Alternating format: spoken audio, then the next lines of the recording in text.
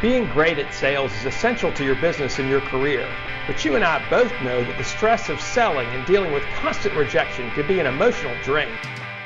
My entire brand, No BS Selling, is based on the belief that professional sales is a skill and not a personality, and that to be better at sales takes constant refinement and a dedication to your craft. This show is for salespeople and entrepreneurs who are committed to improving their sales skills and getting better results, and are sick and tired of the BS game that often happens between buyers and sellers. Welcome to the No BS Sales Podcast, and I'm your host, Walker McKay. I'll help you and your sales team make selling easier, feel less cheesy, and be more lucrative. It's time to change the rules and level the playing field between you and the people you sell to. You're already good, let's be better. Welcome to the No BS Sales Podcast, and I'm your host, Walker McKay. Thank you all for joining me. The podcast episode today is how to sell to friends and family. How to sell to friends and family. And it's so funny because on one hand, people tell me, I don't want to sell to my friends. I don't like when my friends sell to me. Yet, at the same time, what they're trying to do with their customers is go out and make friends with them. So if you don't want to sell to your friends, why in the hell are you going out and trying to make friends with all your customers or your prospects? It just seems ass backwards to me.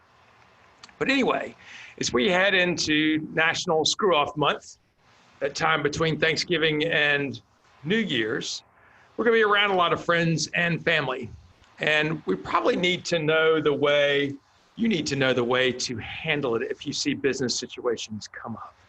Because anyway, this is a time when a lot of relationships get hurt. I think in sales, a lot of friendships and family relationships get hurt because salespeople don't know how the hell to handle it. And they feel like they need to go sell people. And I've been a victim of this before. We've been approached by friends and family who had something to sell, and they didn't handle it very well. It made me think less of them. So I thought today in this podcast, I'd talk to you about how you can be better than that. And how to approach your friends and family, or how do you deal with those situations where you think maybe you can help them? So the first thing is, you're going to be around a lot of friends and family. A lot of them are going to ask you, what do you do? Or how's it going? Or blah, blah, blah, blah, blah. And I want you to realize that maybe they care a little bit about that. But mostly what they're doing is just being nice, right? So maybe your grandmother really wants to know how it is, what it is you do and how you do it. But most people just want a simple answer so they can check box and say, I asked, right? So if you can come up with a simple way, I help people do X, right? I help people do what? In my world, I say I help people build better sales teams, right? Something simple like that is probably plenty that you need to share at a holiday thing or family gathering or whatever. If they ask you how you're doing, you say, business is really good. Business is really good right now. Quite frankly, they probably don't care anything beyond that. But if they continue to ask, you can continue to answer questions. But I also think the key in sales and doing it right, whether it's with friends, and I believe you should treat everybody the same. I just think we often think friends and family are different, and so we do treat them differently. Here's the reality. I want you to treat everybody with respect. I want you to realize you're not the right fit for everybody, especially if they're your friend or your family. You're not the right fit. And they may feel some kind of pressure because you are friends and family, but that won't work out very well for you. So, first strategy when dealing with friends and family is ask a lot of questions. What I want you to think about is, how can I understand their situation? So if you want to go talk to your Uncle Bob about insurance, maybe begin with, hey, tell me something. Who do you have your insurance with now? Right? Whatever he says, I want you to say, hey, listen, great choice. You're with State Farm, you're with Allstate, you're with Independent Agent. Good for you. What do you like about that relationship? What do you like about working with those people? You may ask him. And let him tell you. And whatever he says he likes about it, agree with him. Let him know, because if you say, oh, those guys suck, and what you're telling him is he made a bad decision, and people will defend their bad decisions all day long. So when you're talking with Uncle Bob or your cousin Joe or your friend Susan, say, hey, who are you working with now in this area? What do you like best about that? And whatever they say, agree with them.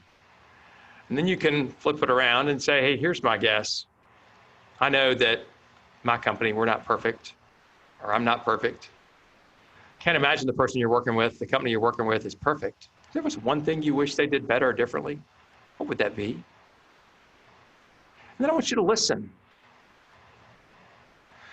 And they might say, there's really nothing that I wish they did better differently. It's awesome. It's great. In that case, I would say, I'm so glad, and just move on. Don't worry about it. Let it go. But I want you to be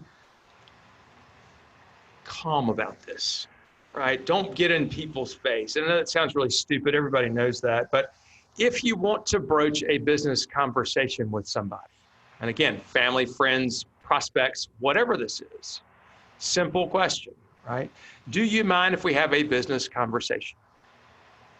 So let's pretend you've asked, what do you like about your current thing? And then I can't imagine it's perfect. We're not perfect. If there's one thing you wish were better or different. And maybe they do share a problem with you. All you're doing is being curious at that point, right? You're not selling them anything. You're just being curious, which is the way you should be anyway. And so then before you transition, if you want to transition to a business conversation, ask permission. Do you mind if we have a business conversation? And what you might say is, do you mind if we have a business conversation next week at a better time? When you don't have turkey and dressing down your chin, or when you hadn't had 5 bourbons. Ask permission. Don't jump into your sales pitch at all, ever, unless you've asked permission to have a business conversation. Super important, especially with friends and family. I'll also tell you it's super important with prospects.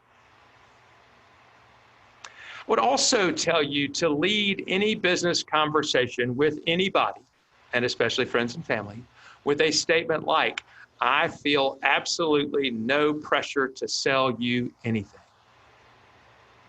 I feel no pressure to sell you anything. So those are great words. I also want you to really feel no pressure to sell them anything, because as soon as you start feeling pressure to sell them something, you're going to screw it up.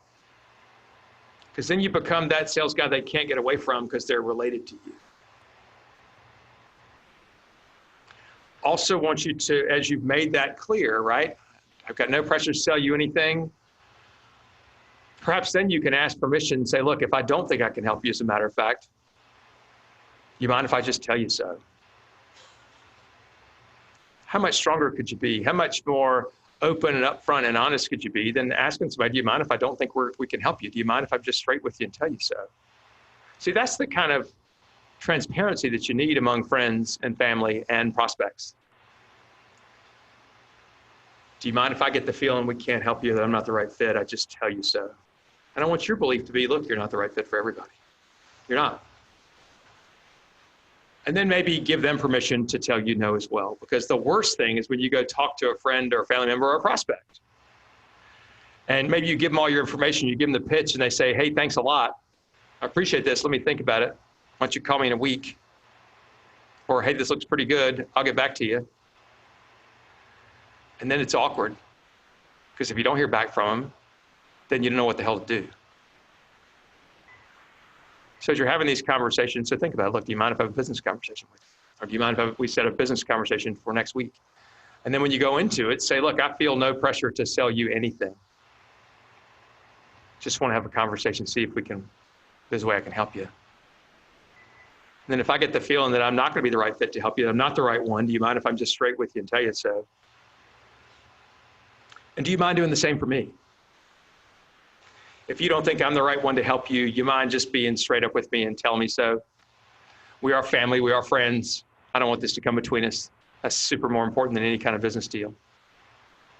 Here's the thing, mean it. Don't just say it. I want you to mean it. Right? Sales needs to be a conversation where you are curious and not one where you're jabbering about how smart you are and how your stuff is better.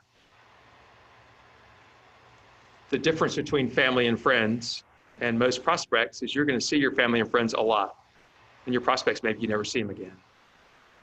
So you have to treat them even more aware of yourself and what you look like and what you sound like. And do you sound like a cheesy sales guy? Do they sense you're giving them a load of BS?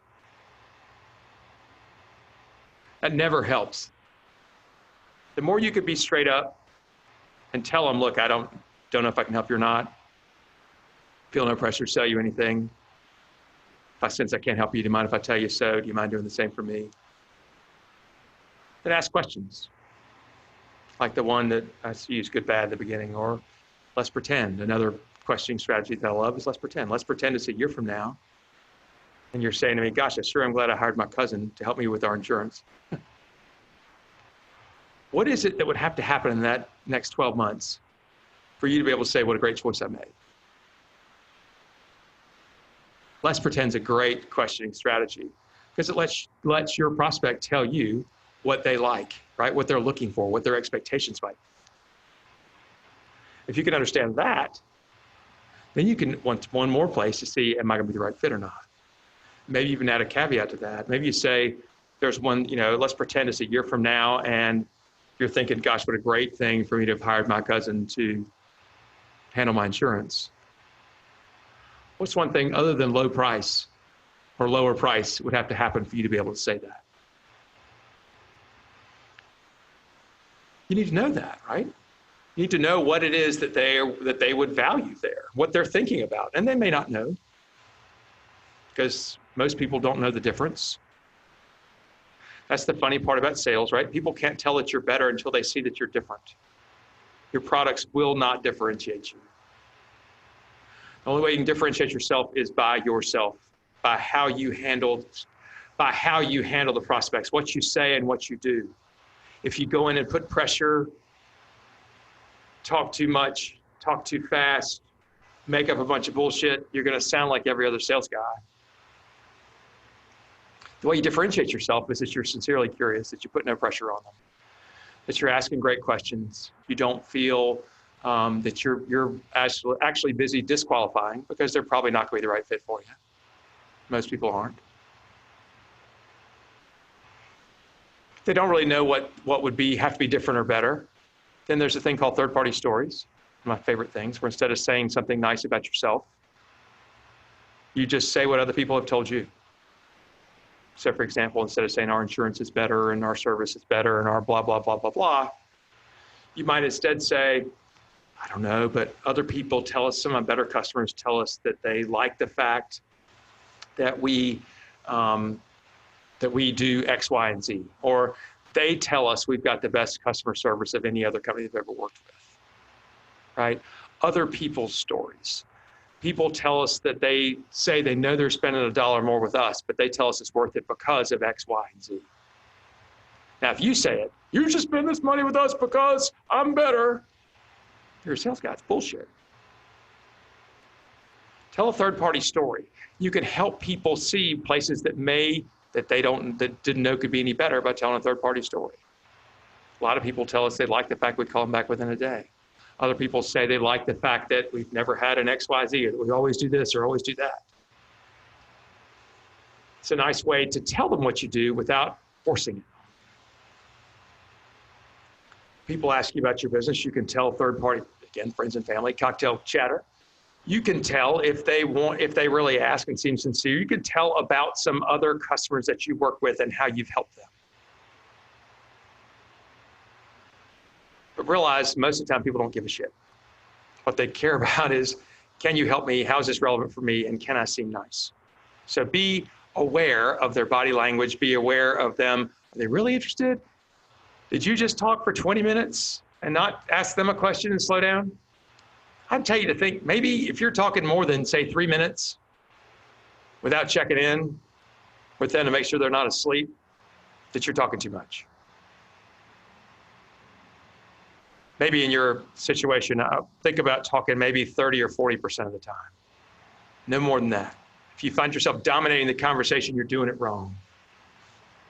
People will think you're charming if you ask them questions and you're sincerely curious about them, be it business or otherwise. All right, I'm gonna wrap this up. You're selling to friends, you're selling to family. You're aware of selling opportunities with friends and family. How do you handle it? You treat them with respect.